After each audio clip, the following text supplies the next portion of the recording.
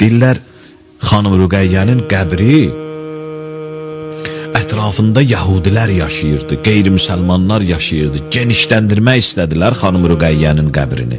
Pul verib alırdılar. Pul verib alırdılar, amma bir yəhudi var idi, ya xristiyan idi, qeyri-müsəlman idi. Deyir, bu razı olmadı. 2 qat pul verdilər, amma yenə razı olmadı.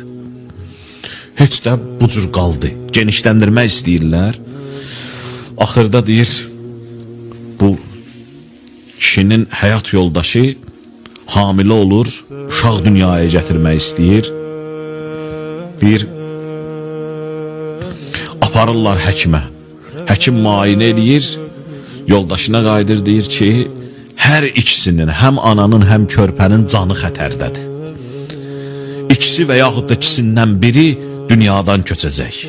Deyir, mənim halım pərişan oldu. Gəldim, deyir, üz tutdum xanım Rüqəyyənin hərəminə. Deyir, orada qayıtdım, dedim, xanım, mən bu işi gördüm. Sənin hərəmimi genişləndirəndə evimi, həyətimi vermədim. Amma söz verirəm, Allahdan istəsəm mənim həyat yoldaşımın, övladımın sağ-salamatçılığını, onda mən evimi də, həyətimi də təqdim eləyəcəm sənə. Heç nəsiz. Amma Allahdan istə mənim yoldaşıma, balama şəfa versin. Deyir, bu təvəssülü elədim, biraz qaldım, deyir, gəldim təzədən xəstəxanaya.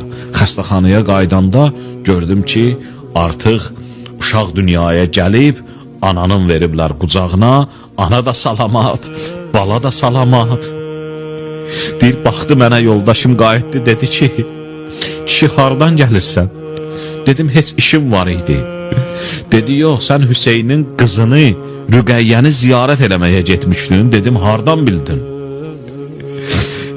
Deyir, mənə ağrılar ki gəldi, o ağrılar gələndə özümdən getdim, bihuş oldum. Gördüm, bir balaca qız uşağı gəldi. Məni qaldırdı, əlin çəkdi mənim kürəyimə, belimə, mənə qayıtdı, dedi ki, anacan, heç narahat olma, sənin və sənin dünyaya gələcək körpəvün salamatçılığın Allahdan istəmişik. Bu sözü dedi və mənə qayıtdı, dedi ki, həyat yoldaşıva da məndən salam deyərsən. Ona deyərsən ki, dünyaya gələn oğlumun adı Hüseyn qoysun. Deyir ki, sən bura gəlməmişdən qabaq o balaca bala mənlə idi. Ondan deyir, evini, eşiğini, bütün hər şeyin müsəlman da olur, verir xanım Rüqəyyənin hərəminə. Xanım Rüqəyyə belə bir xanımdır.